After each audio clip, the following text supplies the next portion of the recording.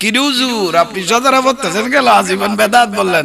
হুজুর আমাদের এখানে টাকা নাই, টাকা দেখতে সব সুন্নিদের মধ্যে, তো সেই জন্য এটা বাদ দিয়ে আবার নতুন করে এটা দল্লাবেরি জাদ্দিনে বেদাত, সালিসে বেদাত, ওরস বেদাত, ফাতিহা বেদাত, মিলাদুন্নবী বেদাত, ওই মা বাপের কবর জিয়ারত বেদাত, কোরআন শরীফ পড়া বেদাত, সম্মিলিত মুনাজাত বেদাত। ওরে বেদাতের কন্ট্রাক্টর, শুধু বেদাত।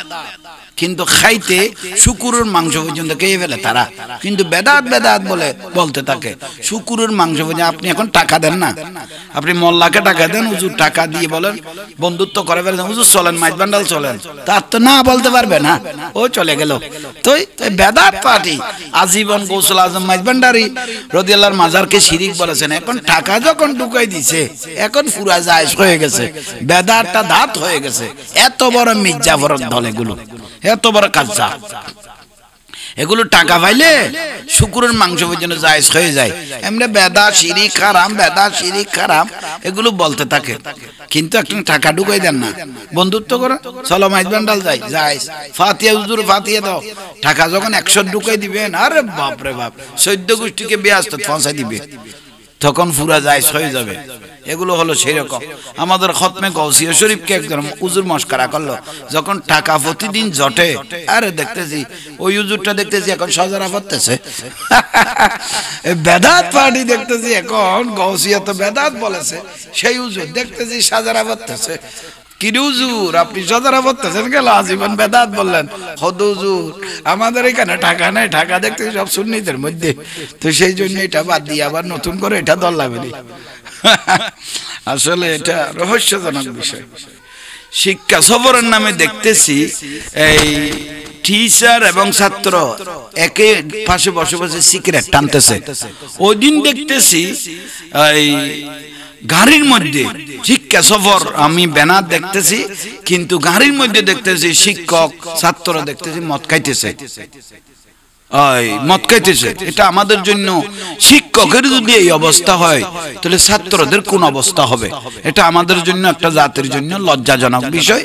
এই শিক্ষা সফরের নামে আর একজন দিদি শিক্ষক মনে হয় বয়স্ক মানুষ, দাড়ি খুব বরফুর দাড়ি, ওই ছাত্রদের সঙ্গে এবং নাচতেছে দেখতেছি।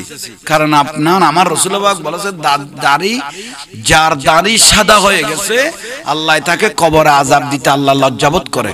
তা আপনি একজন বয়স্ক মানুষ, আপনি দাড়ি ভরপুর একজন ভারী মানুষ, আপনার ওজন হয়েছে আলহামদুলিল্লাহ, তা আপনি দেখতেছেন ছেলেদের সাথে নাচতেছেন, এটা খুব লজ্জা লাগলো না? এটা লজ্জা না? এটা শিক্ষকদের যদি এই অবস্থা হয় তাহলে আপনার প্রজন্ম ছাত্রদের ভবিষ্যৎ অন্ধকার। এই বিশেষ করে এই শিক্ষা সফরের নামে যেগুলো কুসংস্কার, এক সময় শিক্ষা সফরের মধ্যে ছেলে মেয়েদেরকে বলতো তোমরা খাতা কলম নাও, কি বলতো, লেখা না, এটা নিদর্শন, এগুলো দেখবে এবং লিখতে থাকবে, খাতা কলম নাও। এখন দেখতেছি খাতা কলম বাদ দিয়ে সিগারেটের প্যাকেট নাও আর মদের বোতল নাও। এখন অবস্থা দেখতেছি সেরকম। আল্লাহ এগুলো থেকে আমাদেরকে হেফাজত করুক, আমিন। এটা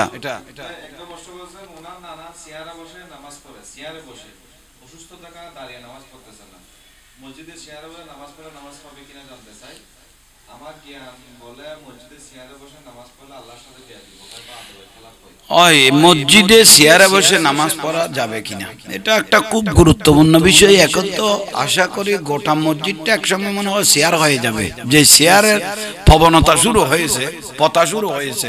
কারণ আপনি সারাদিন সারা দেশ ছাড়লেন, আপনার দৌড়লেন, কিন্তু মসজিদে এসে হঠাৎ করে চেয়ারে বসে গেলেন, এটা দুঃখজনক বিষয়। অথচ শরীয়তের মশলায় বলে যে ব্যক্তি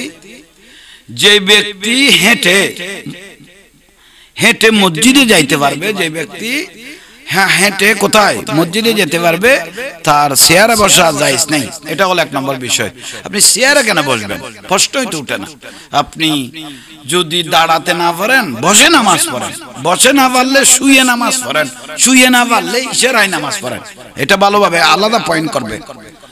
যে ব্যক্তি মসজিদে চেয়ারে নয়, আপনি চেয়ারে না বসে আপনি যে ব্যক্তি মসজিদে হেঁটে যেতে পারে, সারা দেশ ঘুরতে পারে, বিলে বিলে দৌড়তে পারে, জমিনে জমিনে দৌড়তে পারে, ঠিক না?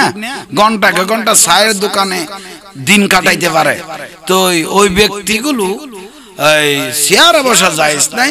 আপনি যদি বসতে না দাঁড়াইতে না পারেন, ওই নিচে বসে নামাজ পড়েন, নিচে বসতে না পারলে শুয়ে নামাজ পড়েন, শুয়ে না পারলে ইশারায় পড়েন, কোনো অসুবিধা নাই। তবুও যত কষ্ট করে নামাজ পড়বেন এত ফজিলত বেশি, এটা হলো মূল বিষয়। চেয়ারের সুযোগ নাই, চেয়ারের আমরা বলতে পারবো না। আর বহুজন তো একদম ভালো চেয়ারম্যান সাজে যায়, এটা দুঃখজনক বিষয়। আর বসে থাকে যে ও তো দাঁড়াইয়ে নিয়ত বাঁধতে পারে, এটাও বাঁধে না, ডাইরেক্ট চেয়ারে বসে বসে নিয়ত করতে যায়। এরকম মস্কারা শুরু করেছে।